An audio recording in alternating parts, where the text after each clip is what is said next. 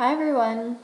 Happy Thanksgiving for my American coworkers and American friends. If any Americans are watching this, happy Thanksgiving. Thank you for the day off. Today is going to be a good day. It's about 7:50 a.m. So I've been up for a while because I'm used to getting up early, but I haven't really gotten ready for the day yet. I'm going to a class at 9, so I figured I'd squeeze this in before I leave. Just wanted to update and say again that I have still been doing well, really well. I've been able to get some normalcy. Again, like I mentioned before, I went to the gym Tuesday. It was my first day back at the gym. I did my weightlifting class pump at The Good Life, and I lifted maybe less than half, maybe a third what I normally lift, and I'm so sore today, and I was even sore yesterday. So obviously, I lifted maybe even more than I should have, and I did keep it to the minimum. So I'm really sore, but obviously my muscles are just getting back to conditioning and used to the movements and used to the weight load, because obviously I haven't been lifting any weights for about a month. So I'm really happy that I was still able to do the full class, and ever since this happened, I'm really getting good at listening to my body. So I took it easy like I needed to. If there was something that I feel would kind of adjust or ajar my insides, I didn't do it. So that was really good.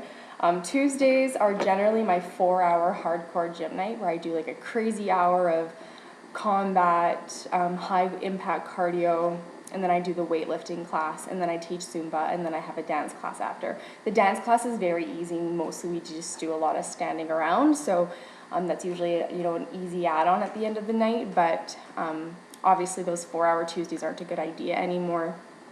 So I just do the weightlifting class, took it as easy as possible. Then I taught Zumba, and I actually had some energy in that class, and there was lots of people, and it was really fun, and within the first 20 minutes, I had given it as much as I had, and got to take it easy for the last little while, and the class was, eating it up. So it was really, really enjoyable. And then yesterday, I did 2 dance classes, which is the first time I've been able to do 2, and went really well. I actually only told myself I was going to go to 1, and I felt well enough afterwards that I definitely went to the second one, and kind of got a little emotional because there are things that wasn't able to do, that I kept telling myself, like, I can do this, but couldn't. So I kind of got a little emotional, but this is just part of the process. So I'm really happy to be semi back at the gym. That's a really big step. I'm going to yoga this morning. So I'm really happy about that. Another thing I wanted to mention, I realized how much toilet paper I've been through. We had to buy a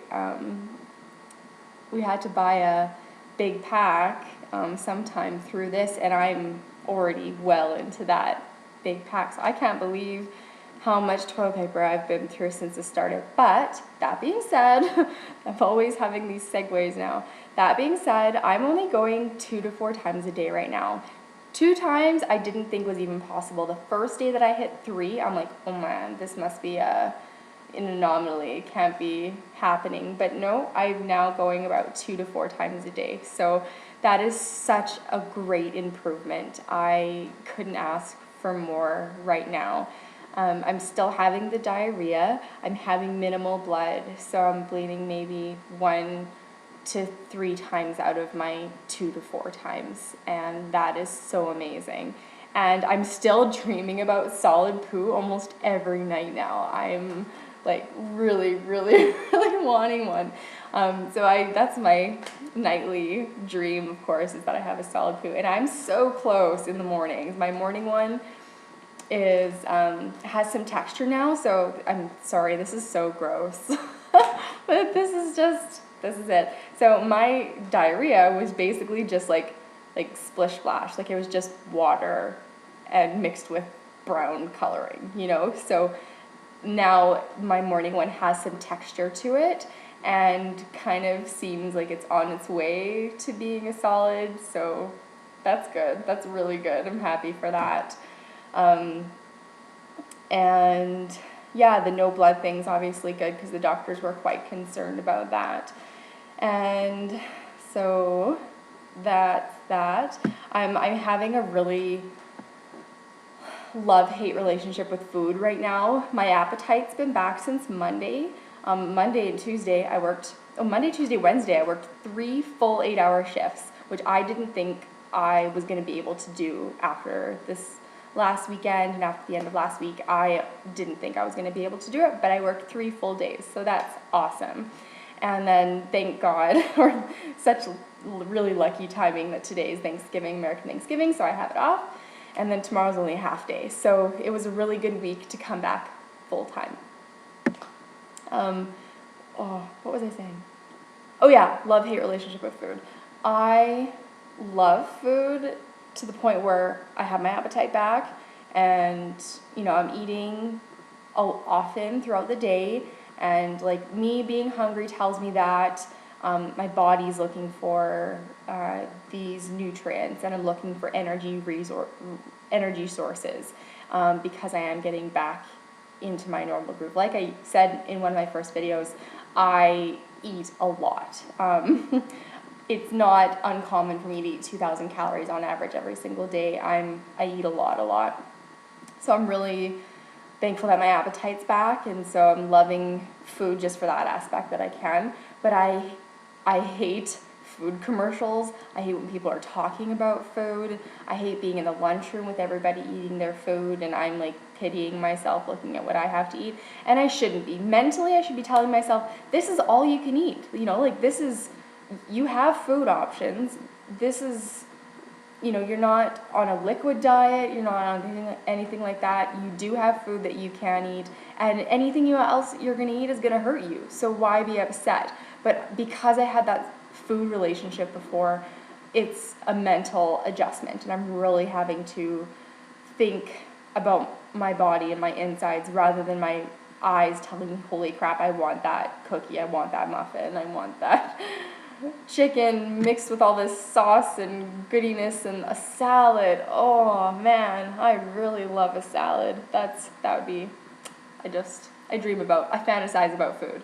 And I used to, back when I was losing weight, I used to fantasize about food, and food was a really negative topic, and I really need to get it back to the point where I'm happy to talk about food. But like I said, I'm just with food as a professional relationship, so I'm not at the point where I can start talking good about it, because nothing that I'm eating is anything anyone wants to eat as their meal. It's something that they want on the side to fill them up.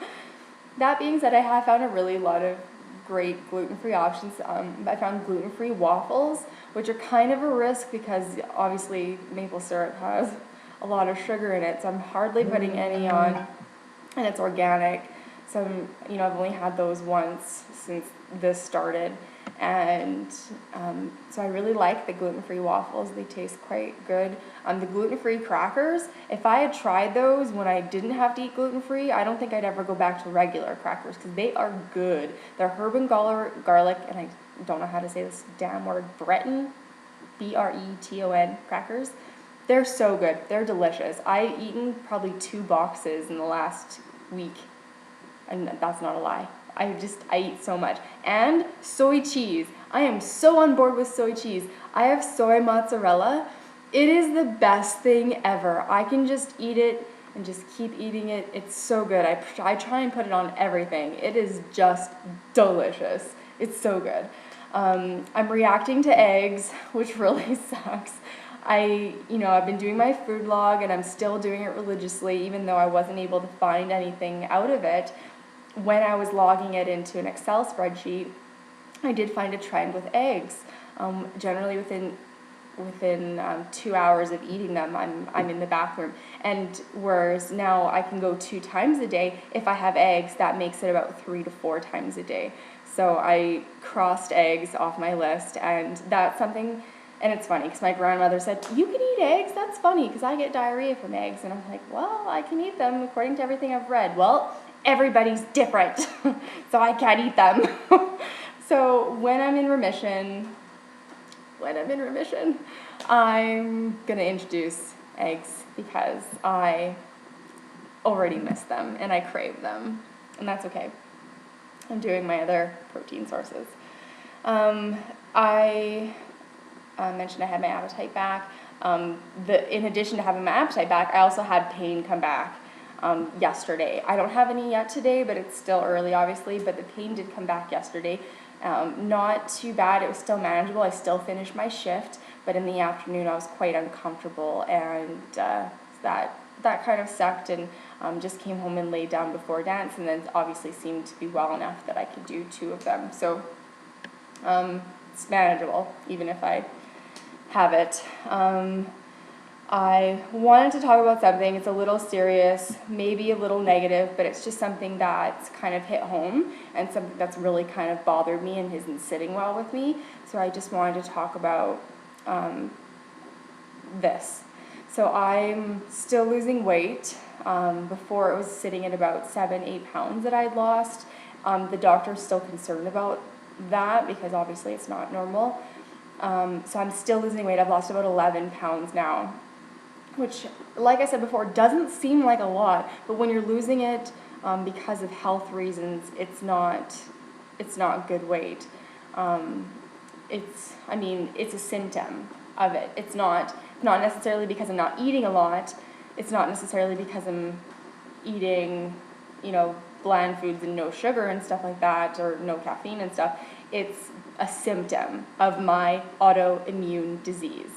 And I know that some people may be naive to this, and even my best friend has mentioned in her past she came across somebody who had a disease, did this exact same thing that I'm going to talk about, and that's just, it's a naivety. It's something that, because society says that skinny is beautiful, it's something that we're so naive to. So it's something I'm really feeling very strongly about. Just in the last, 4 years since I started my weight loss fitness journey, health journey, whatever you want to call it, I've truly come to the belief that strong is the new skinny. I know I post that on Pinterest, I post it all over the place, but I truly, truly, truly believe that strong is the new skinny. And when I gained 15 pounds of muscle, I was ecstatic. I was so happy. My body could do things I never thought it could do. I was a machine. And I know I'm going to get to be a machine again. But those 15 pounds obviously are shedding off. And I'm skinny, according to society, according to whatever. So I've had people say to me, man, you look so good. You lost weight. No, I do not look good because I've lost sick weight. I don't. I appreciate the compliment, but for those people who may not know that I'm sick, that's fine. Go ahead and do that. But if I tell them, hey, I was diagnosed with colitis, and they say, man, you look great, you've lost a lot of weight, that's not okay. It's not okay. If anyone out there has lost weight due to health reasons, you know that it's not the same kind of weight of eating right and exercising. You know that your body does not look the same. There are these things in my face, and I don't think the camera is showing them. But when I look in the mirror, when I'm at dance or if I'm in the bathroom and I look in the mirror, I have this sunken part right here. And obviously I'm not underweight by any means. So I'm not at the point where they're going to put me on, supplements to get my weight up. I'm not underweight or anything. But when you lose sick weight, those are the types of things that happen. Or like a girl at dance mentioned last night, you get hollow under your eyes. And so there's a difference between losing sick weight and losing healthy weight. And I am losing weight because of my poor health, because I am sick, because I have a disease. And so I don't want people to think that I look good because I'm not strong now. My body is weak. My body is lacking nutrients. And I don't for those people who don't know that I'm sick, they don't know any better. They don't see underneath that things don't look the way they did before I lost the weight. They don't know that. And so that's fine. But if you know that I'm sick, please don't tell me that I look good for losing sick weight. Just don't. Tell me that you hope I get back to health. And to me, that means I'm going to gain my weight back, because that ultimately is a goal. Like, I loved my body before this happened, and I'm still embracing it, and it sucks that lots of my clothes don't fit. I worked so hard that those are my ideal clothes. Those are comfortable for my body. And so this is just something that I have to deal with mentally. You don't have to deal with it physically. So you don't understand the way, when I walk up the stairwell, that I can feel my muscles, whereas before, my muscles just did it for me. I didn't have to think about it. It was just common nature. If I wanted to do a double pirouette in class, I could easily do that. And now my body is way off, and it's not good. So please don't compliment me on that. Just don't. And I'm sorry to get so negative and stern about it, but I just think it needs to be something that people are aware of, because it happens a lot. And for instance, I think I did exactly the same thing to a girl at the gym. I hadn't seen her for a while, and I said, "Wow, you look great." Well, sure enough, I find out that she'd been in the hospital for quite some time. And so it's not okay. And after I found out that she'd been in the hospital, I'm like, wow, well, I hope you get back to health. And so that's how I feel like when people know about my illness, that's how they should be treating it as well. So that's that. I got booked for my gastroenterologist appointment. It's not till January, which is like 2 months from now, because it's not till the end of January. So that kind of sucks, but obviously I'm managing on my own. I've done enough research. I know what to do. I've found trends finally, so obviously that's working out for me, and things are moving in the right direction. If the blood doesn't stop, I do have an appointment with my surgeon on, sometime at the beginning of December, and before we leave on vacation. So that's something that I can address with him if need be, but so far the bleeding has slowed down, so that's really good. And just need to apologize to everyone. This seems to be, This seems to be the topic of conversation everywhere I go. And it's just the same as when I was getting married. That was my topic of conversation. When I was trying to lose weight and struggling, that was my topic of conversation. And I get very, very narrow-minded when something big is happening to me. And right now, this is all I seem able to talk about. So if I'm blabbing your ear off about it, you can just say to me, "Christina, we've talked about this for a little while. This is what's happening with me." And I'll appreciate that, because I'm getting back to being social. Social is hard work. It was always so easy, and I never ever had a problem with it. But now I'm actually having to think about being social and about what the correct mannerisms are for being social. And I never thought I'd ever struggle with that. But when something like this happens to you, you get into like this crazy selfish mindset. And yeah, so if you've heard more than enough about it when I'm face-to-face with you and not in my vlog, because the vlog is where I get to be selfish, all about Christina. But when I'm in a conversation with you one-on-one, please show me social etiquette. Just talk about yourself, be selfish, and I'll be like, oh man, she's being like me, and I'm gonna want to talk about you. So let's all work together, all right? Just a bit about me handling things on my own. I feel really great about it, and I can't believe it's a coincidence that since I changed my diet, I've experienced a huge increase. No way did I think I was going to be able to work full time this week. Did not think that was going to be possible. Is it a coincidence that as soon as I changed my diet that this happened? I don't believe so. And if I want to believe that, that's perfectly fine. If everything that's online says there's no scientific evidence that food can change the way ulcerative colitis is, that's an outright lie. So for me, for my illness, for my life, for my experience, this is working for me.